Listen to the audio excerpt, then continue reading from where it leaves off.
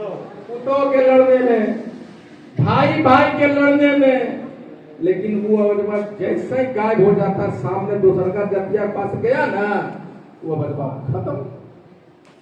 तो मैंने कहा अधिकार के लिए आवाज लड़ना है। मैंने कहा आवाज कैसे देंगे? उसके दो तरीके हमने समझाए लोगों को। पहला तरीका है, अगर धर्मपाल को, ये कमजोर है धर्मपाल, आया सर्किट हाउस में एक दबंग जाति, इसको 4 झापड़ मारा है और दुनिया की भद्दी भद्दी गालियां दी, घर चला गया, कुड़ता घर गया। डर सकते हैं एंड वी विल हम करें। कहा IP Gupta, you can also do and you will. बस ये 2 चीज थे। अब मेरे पास रास्ते क्या थे, जो चैलेंजेस क्या थे, ये मैं तैयार था। अगर हम शिक्षित बनने जाएंगे तो 20 बरस और लगेगा, तो फिर एकजुट होंगे और लगेगा। संघर्ष कब करेंगे? हम 78 बरस से हमारे पास समय नहीं है। हमें महज कुछ दिनों में इन तीनों नारों को, ए बाबू क्या कर रहे हो? तुम ही लोग दुश्मन है। तुम जैसे लोगों की वजह से हम पिछड़े हुए हैं। तुम जैसे लोगों की वजह से किसी भी समाज का कैरेक्टर होता है सामाजिक, और जातीय कैरेक्टर होता है। जब हम किसी मुद्दे पे बैठते हैं, अगर आपस में बात करते हैं, रिफ्लेक्ट करता है आपका सोशल कैरेक्टर, आपका जातीय कैरेक्टर, और इसीलिए हम पिछड़ते हैं। वो सिर्फ एक आदमी नहीं बोल रहा है, वो पूरे सभा का ध्यान तंद्रा को भंग करता है। ये सोशल कैरेक्टर नहीं है, जाति कैरेक्टर है। This is one of the reason. ये एक कारण है कि हम पिछड़ गए। कैसे होगा? सोचो, करो, कर सकते हो। एक महापुरुष से मैंने नारा से प्रेरणा लिया कि बाबा साहेब, हमारे पास उतना वक्त है, हम आपके नारे पे चलेंगे तो बहुत समय लगेगा, इसलिए आपको प्रणाम करते हुए आईपी गुप्ता एक नारा देना चाहता है। सोचो, करो, कर सकते हो। दूसरा, मैंने सुभाष चंद्र बोस जी को देखा। उन्होंने कहा कि तुम मुझे खून दो, मैं तुम्हें आजादी दूंगा। ए बाबू रे, रख, बैठो, फोन बंद करो। बहुत, मेरे पास भी 2 फोन है और बहुत महंगा फोन है, इसमें 4 नंबर है। अब मैंने स्विच ऑफ किया है उसको।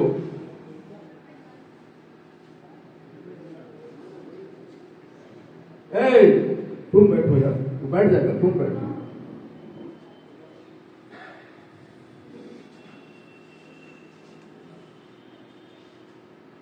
तो मैंने कहा उनसे, मैंने अपने लोगों से कहा कि तुम मुझे 2 दिन दो, मैं तुम्हें आरक्षण वापस दिला दूंगा। 2 कारण, 2 नारे, 2 कारण। इतिहास नहीं, भविष्य नहीं, चेहरा नहीं, पहचान नहीं, और 2 नारे। करो, सोचो, करो, कर सकते हो, तुम मुझे 2 दिन दो, मैं तुम्हें आजादी। यही 4 चीजों के इर्द गिर्द हमारा आंदोलन घूमता है। क्या सोचो? आखिर जो पहला नारा है, क्या सोचो? तब मैंने कहा, मैंने पोस्टमार्टम किया। मैंने कहा कि कैसे आजाद होंगे, उससे पहले जानना होगा कि हम गुलाम कैसे हुए। तो हमने देखा गुलाम कैसे हुए, क्या कारण था। तो हमने देखा कि हमारे समाज ने सोचा ही नहीं। क्या क्या नहीं सोचा जो सोचना चाहिए था।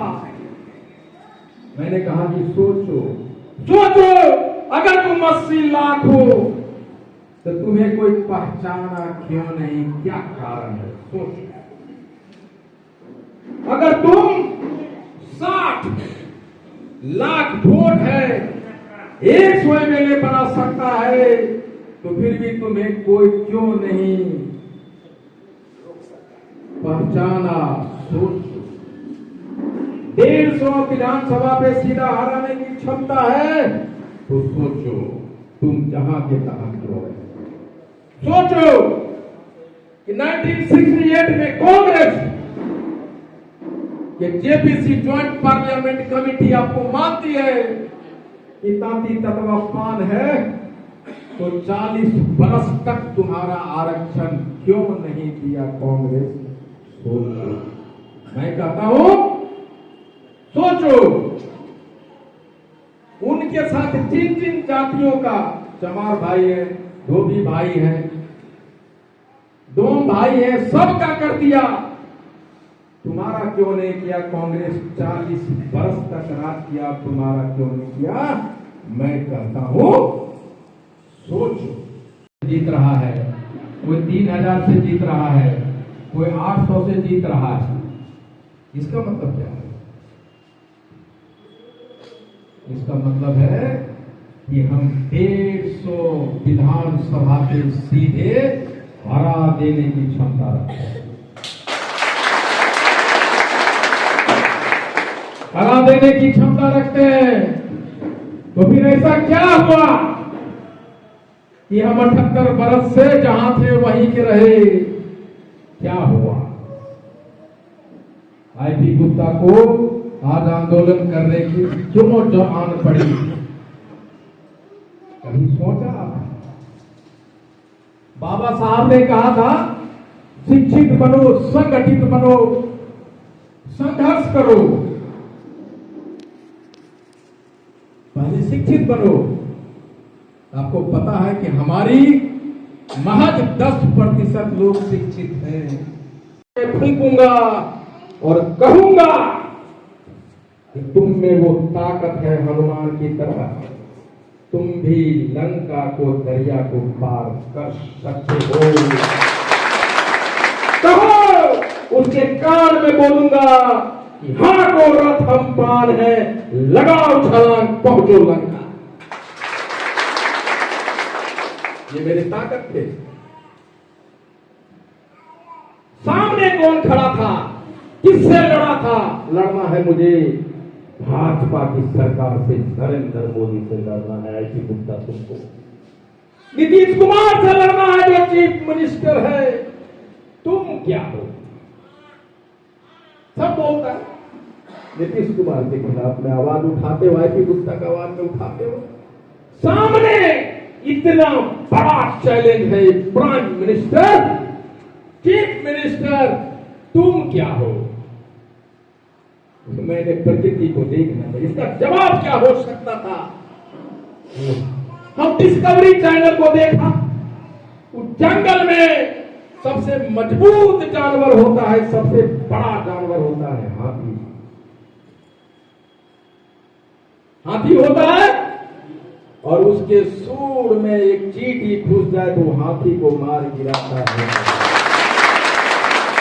मेरा जवाब मुझे मिल गया था और मैंने कहा कि आईपी गुप्ता तैयार हो जाओ प्राइम मिनिस्टर के खिलाफ और चीफ मिनिस्टर के खिलाफ पान आंदोलन खड़ा करने के लिए।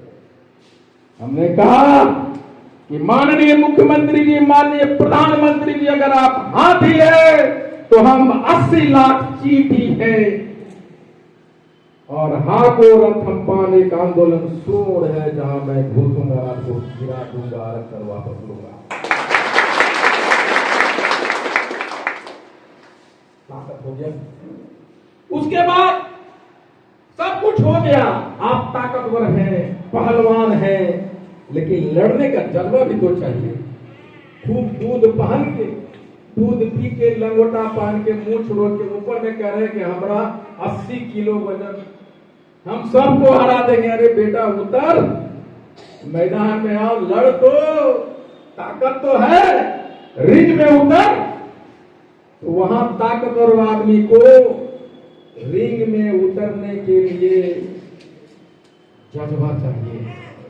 जज्बा कहां से लाए? तो हमने कहा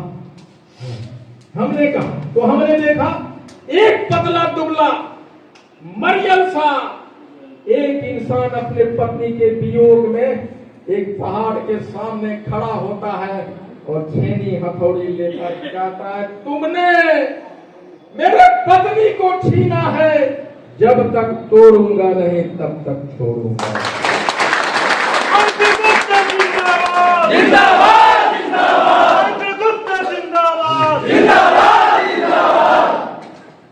प्रेरणा मिल गई। मैं कहा 41 दिन है आंदोलन का, मतलब 4.5 महीना हुआ है, 6 अक्टूबर से लेकर अभी तक। मैं मुंगेर के 31 जनवरी को मुंगेर के मंच पे भाषण देते देते गिर गया था। 80% ठीक हुआ, 20% आज भी बीमार हूं, पूरा ठीक नहीं हुआ। लेकिन समस्तीपुर जब मैं 2024 में चुनाव लड़ना चाहता था, तो समस्तीपुर की एक लोग ने, सबके दिल में उम्मीद था कि आईपी गुप्ता यहाँ से चुनाव लड़े, और हर एक लोग तैयार खड़ा था कि मुझे टिकट मिले तो हम लोग उनको वोट करेंगे, एक साथ करेंगे। और उसी का कर्ज उतारने आया हूँ। आप लोगों ने जो प्यार दिया, आज अगर मैं यहाँ खड़ा हूँ, उसका कर्ज उतारने।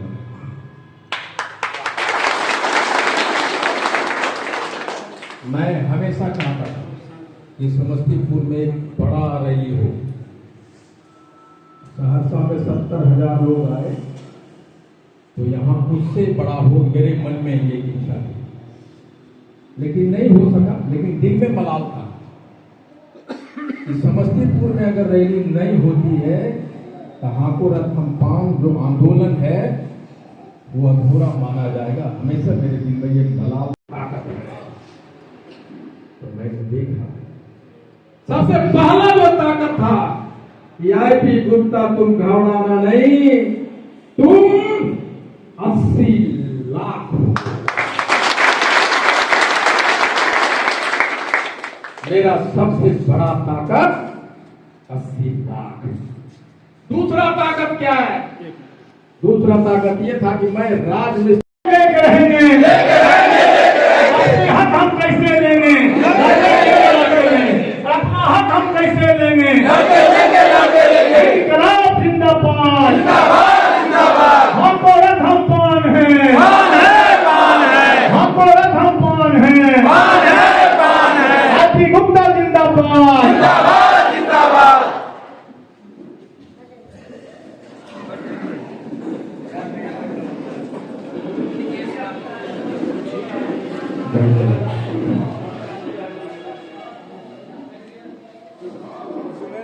बैठ जाइए।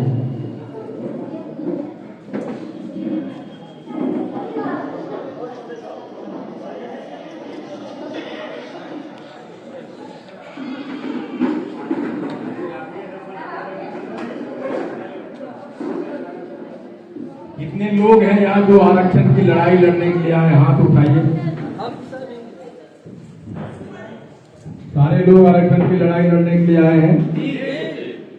अगर आप सचमुच पे लड़ने के लिए आए तो अपनी मोबाइल को स्विच ऑफ कीजिए 1 घंटे के लिए।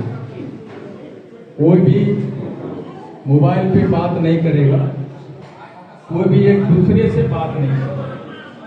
आकर के अपने नेता आईपी गुप्ता साहब को सम्मानित कर रहे हैं।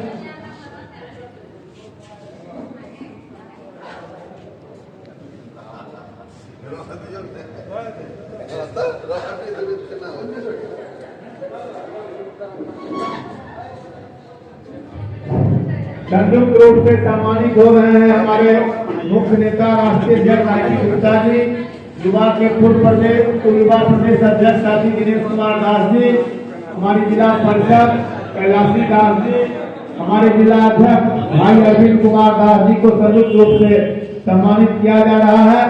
और हम आप तमाम साथियों से आग्रह करते हैं कि सम्मानित करने के उपरांत आप जगह लेकर के बैठ जाएं और कार्यकारिणी मीटिंग की कार्रवाई शुरू करेंगे।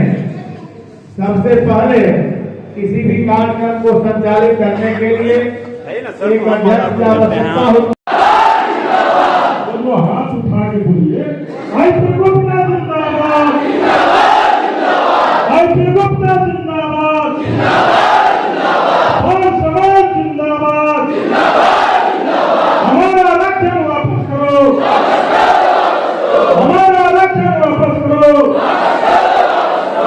बहुत धन्यवाद।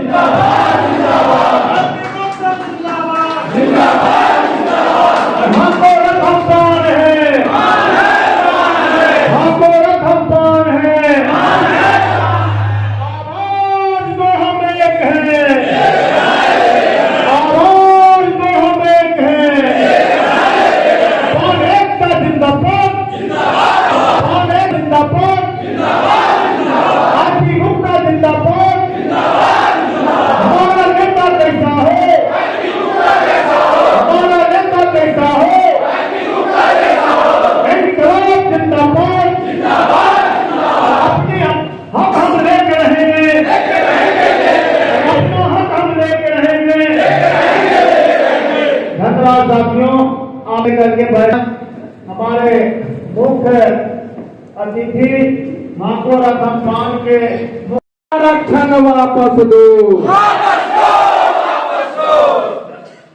नहीं तो गद्दी छोड़ो, गद्दी छोड़ो, हम भारत के शान हैं, हम बिहार के जान हैं, गर्व से कहो हम पान हैं। नारा का मतलब समझते हैं, हम भारत का शान है। जब हम इसको लिखा वापस दो, मैं पहचान लूंगा तो फिर से बोल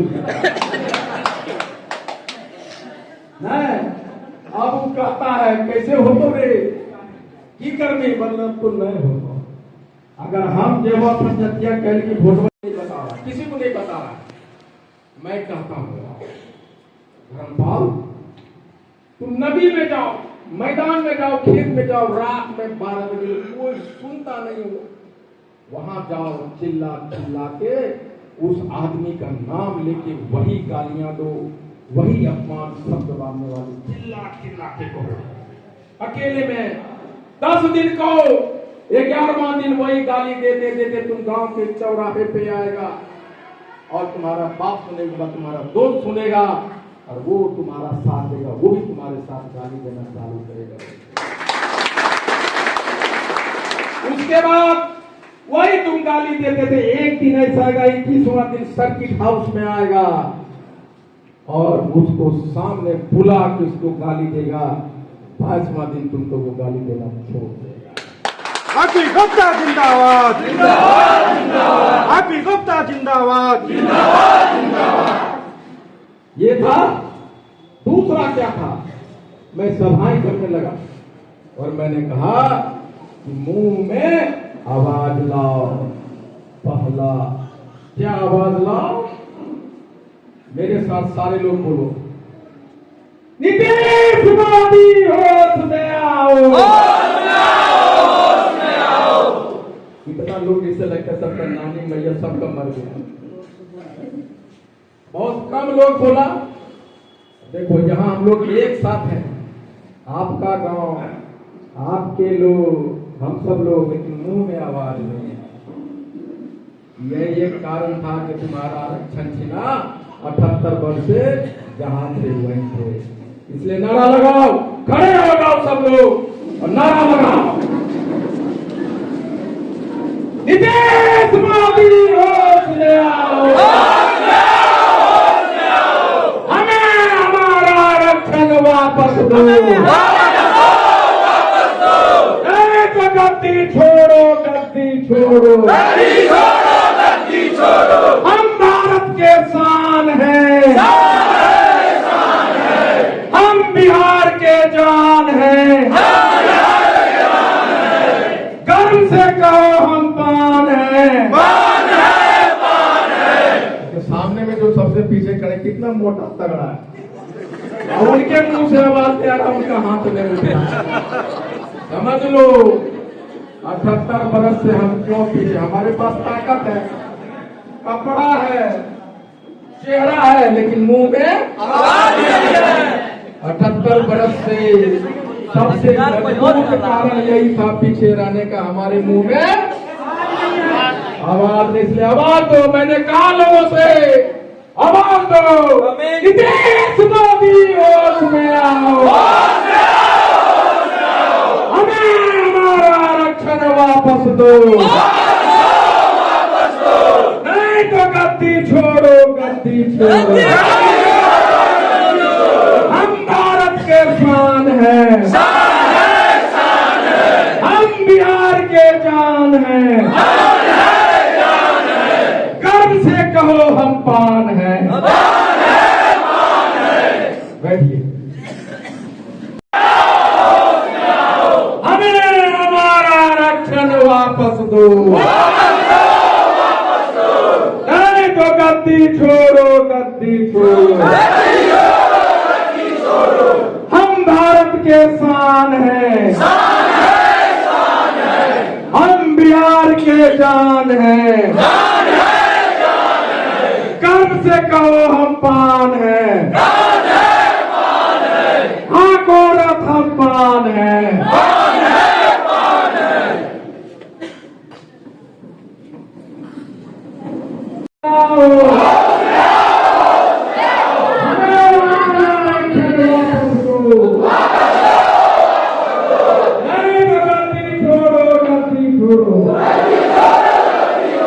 हम भारत के शान हैं, हम बिहार के जान हैं, गर्व से कहो हम पान हैं, हाँ गोरख हम पान हैं।